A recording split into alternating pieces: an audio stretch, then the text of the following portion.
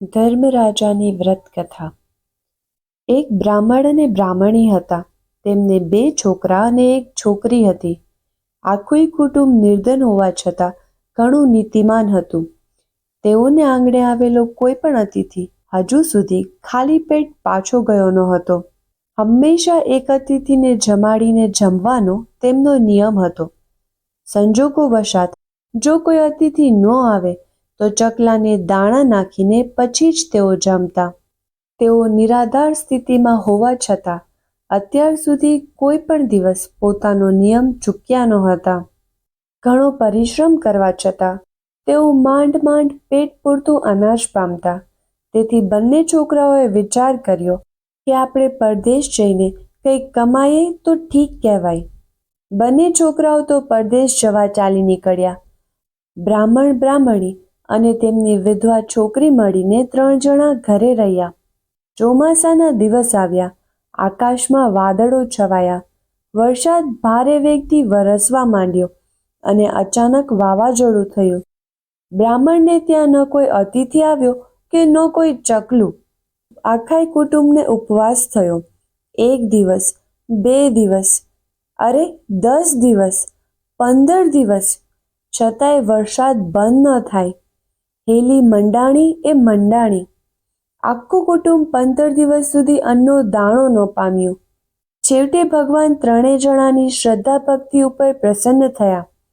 ભગવાન વિષ્ણુ અને લક્ષ્મી હંસ અને હંસલીનું રૂપ લઈ ઉડતા ઉડતા બ્રાહ્મણને ઘેર આવ્યા. ઘણા દિવસે હંસ અને હંસલીને જોઈ બ્રાહ્મણી રાજી રાજી થઈ ગઈ. બ્રાહ્મણી તો અનાજના ખોબે ખોબા ઉછાળવા લાગી. પણ ભગવાનને તો હજી કસોટી કરવાનું મન થયું. હંસ કે હંસલી એક પણ દાણો ન ખાય. તેથી બ્રાહ્મણને ઘણું દુઃખ થયું. પક્ષીઓ સામે જોઈ તે બોલ્યા, અમે એવા શા પાપ કર્યા હશે કે તમે પક્ષીઓ અમારું અનાજ ખાતા નથી? હંસ બોલ્યો, હે બ્રાહ્મણ, દુઃખી ન થઈશ. તારા કોઈ પાપ નથી. પણ અમે તો રાજહંસ છીએ. સાચા મોતી વિના અમે બીજો ચારો ના ચરીએ. આ સાંભળી બ્રાહ્મણ તો ઠરી જ ગયો. તે મનમાં વિચારવા લાગ્યો, અમને અનાજના દાણા તો પૂરા પામતા નથી અને મોતીના દાણા ક્યાંથી લાવવા? પતિને નિરાશ થયેલો જોઈ પત્ની બોલી, હું નગર શેઠ પાસે જાઉં છું. જો તેમને ત્યાં સાચા મોતી હશે તો હું અચૂક લાવીશ. બ્રાહ્મણી સાચા મોતી લેવા નગર શેઠને ત્યાં ગઈ. નગર શેઠ તો 7મે માળે સોનાને હિંચકે હિંચતા હતા. બ્રાહ્મણીને આવેલી જોઈ શેઠ બોલ્યા, આવો બહેન, કેમ આવવાનું થયું? જે કામ હોય તે સુખેથી કહો. બ્રાહ્મણીએ કહ્યું, શેઠ, મારે 1.25 સેર સાચા મોતી જોઈએ છીએ. 1.25 સેર મોતી. આ સાંભળી શેઠ તો વિચારમાં પડી ગયા. એમને લાગ્યું કે બ્રાહ્મણી ગાંડી થઈ છે કે શું? છતાં તેમણે પૂછ્યું, બહેન, 1.25 સેર મોતીનું તમે શું કરશો? અને જાણો છો ને કે 1.25 સેર મોતીનું મૂલ્ય કેટલું હોય? બ્રાહ્મણી બોલી, મૂલ ગમે તેટલું થાય, પણ 1.25 સેર મોતી મારે જોઈએ જ છે. મારી પાસે પૈસા નહીં હોય તો મારું ઘર વેચીને આપીશ. શેઠ બ્રાહ્મણને ઓળખતા હતા. તેઓ કદી જૂઠું બોલે તેવા હતા નહીં. તેથી તેમણે 1.25 સેર મોતી તોલી આપ્યા. બ્રાહ્મણી તો મોતી લઈને ઘેર આવી અને પોતાના આંગણામાં બધેય મોતી વેર્યા. પાણી ભરીને ત્રાંબા કુંડી મૂકી. હંસ હંસલીએ તો મોતી ચર્યા અને પાણી પીને ઉડી ગયા. આજે 15 દિવસના ઉપવાસ પછી બ્રાહ્મણ બ્રાહ્મણી અને છોકરી જમવા પામ્યા. જમી પરવારી બહાર નીકળ્યા પછી છોકરીની દ્રષ્ટિ એક મોતી પર પડી. મોતી લઈને છોકરી તો તેની મા પાસે દોડી ગઈ અને બોલી, મા, આ એક મોતી તો રહી ગયું છે. બ્રાહ્મણી બોલી, બેટી, એ મોતી આપણા ઘરમાં ન રખાય. તુલસી ક્યારામાં મૂકી દે. છોકરીએ તો મોતી તુલસી ક્યારામાં મૂક્યું. બીજે દિવસે બ્રાહ્મણીની દ્રષ્ટિ તુલસી ક્યારામાં પડી તો તુલસીની ડાળીએ ડાળીએ મોતીની સેરો લટકે છે. બ્રાહ્મણીનો તો હર્ષનો પાર નથી. બ્રાહ્મણી મોતી ઉતારીને શેઠને ત્યાં આપી આવી.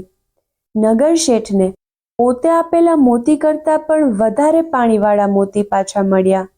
શેઠને પણ ઘણો આનંદ થયો અને તેને પોતાની છોકરીને એમાંથી મોતીનો હાર બનાવી આપ્યો. એક દિવસ નગર શેઠની છોકરી રાજાને ત્યાં રમવા ગઈ. છોકરીના ગળાનો હાર જોઈ રાજકુંવરી હઠે ચડી. રાજકુંવરી રાજા પાસે ગઈ અને એ જ હારની માંગણી કરી. કુંવરીની હઠ પૂરી કરવા રાજાએ નગર શેઠને બોલાવ્યા અને તેમની દીકરીનો હાર માંગ્યો.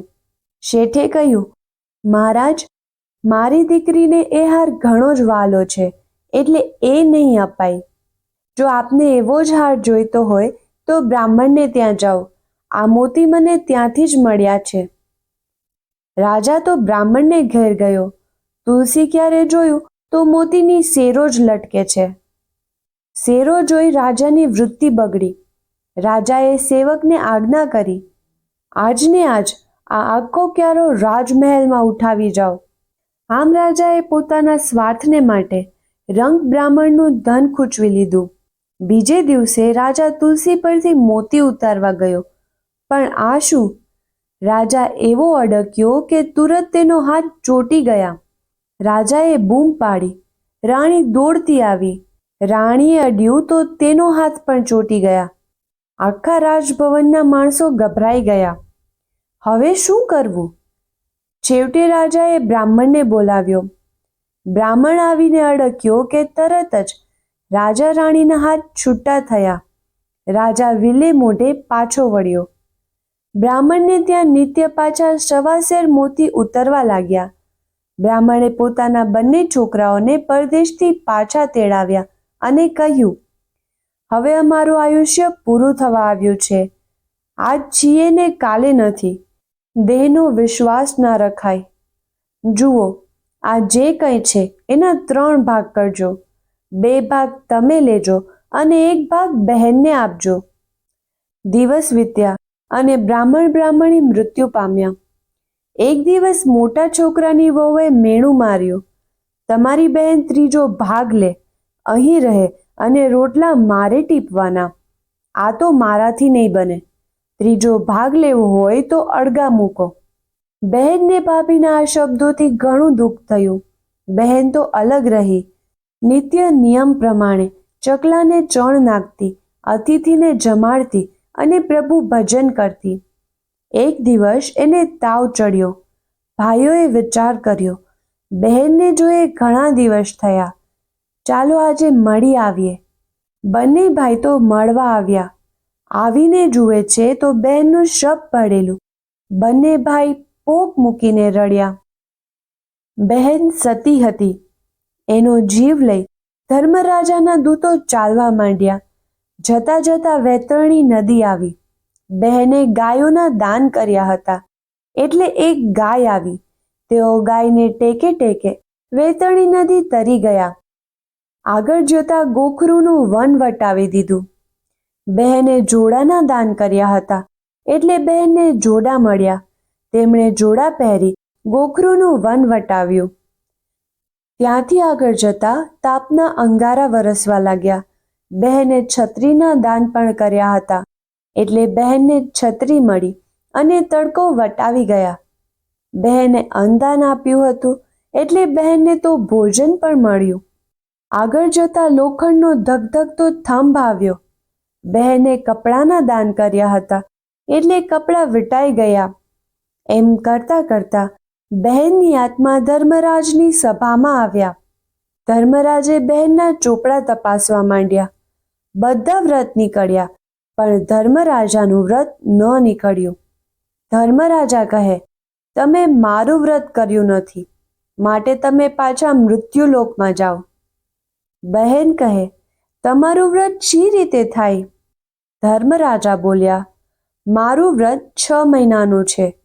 મકર સંક્રાંતિથી શરૂ થાય, પણ આમ તો ગમે તે દિવસથી વ્રત લેવાય.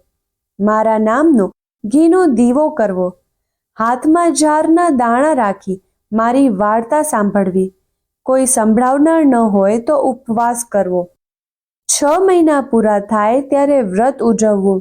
વાંસનો ટોપલો, સવાસેર જુવાર, લાલ કપડાનો કટકો, 1 જોડી કપડાં, છત્રી, ફાનસ, જોડા, સવાસેર સાચા મોતી, સવાસેર વજનના નાવ અને નિસરણી અને 2 સોના રૂપાની મૂર્તિઓ, એ બધું સુપાત્ર બ્રાહ્મણને દાનમાં આપવું.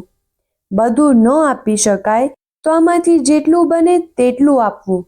સવાસેર ઘીની સુખડી કરી 4 ભાગ કરવા. 1 ભાગ ગાયના ગોવાળને, બીજો બ્રાહ્મણને, ત્રીજો રમતા બાળકને અને ચોથો ભાગ ઘરના માણસો સાથે પોતે જમવો. બહેન બોલી, જેવી આપની આજ્ઞા. અહીં મૃત્યુલોકમાં તો સ્મશાનમાં લોકો અગ્નિ મૂકવા જતા હતા. એટલામાં જ લક્ષ્મીજી ડોશીનું રૂપ લઈને આવ્યા અને કહેવા લાગ્યા, મારે સતીનું મોઢું જોવું છે. લોકોએ કહ્યું, માજી, મૃતકમાં શું જોશો? ડોશી તો ના કહેવા છતાં મૃતક પાસે ગયા. મોઢા ઉપરથી કપડું ખસેડી હાથ ફેરવ્યો. ત્યાં તો શબમાં જીવ આવ્યો અને સતી જીવતી થઈ. લોકોને તો નવાઈ લાગી. ભાઈઓના હરખનો પાર ના રહ્યો. બધા ડોશીને પગે લાગ્યા. ભાઈઓ તો બહેનને તથા ડોશીમાને લઈને ઘરે ગયા. ડોશી બહેનને કહે, દીકરી, તમે સ્વર્ગમાં જશો ત્યારે મારે તો ભીખ જ માંગવી પડશે ને? બહેન કહે, જઈશ ત્યારે તમને સાથે લઈ જઈશ. બસ. બહેને ધર્મરાજાનું વ્રત કર્યું. થોડા દિવસ થયા અને બહેન માંદા પડ્યા. ધર્મરાજાના દૂતો તેડવા આવ્યા. બહેન મૃત્યુ પામી. ડોશીમાને પણ સાથે લેતા ગયા. ઓચિંતા ઘરમાં દીવા થયા, કુમકુમના પગલા પડ્યા, મોતીના સાથિયા પુરાયા. હવે બધા સમજ્યા કે સાચે સાચ બહેન સ્વર્ગે ગયા. બહેનને તો ધર્મરાજાનું વ્રત ફળ્યું. જય ધર્મરાજા. હે ધર્મરાજા, જેવા બહેનને ફળ્યા એવા સૌ કોઈને ફળજો. હરિઓમ તત્સત.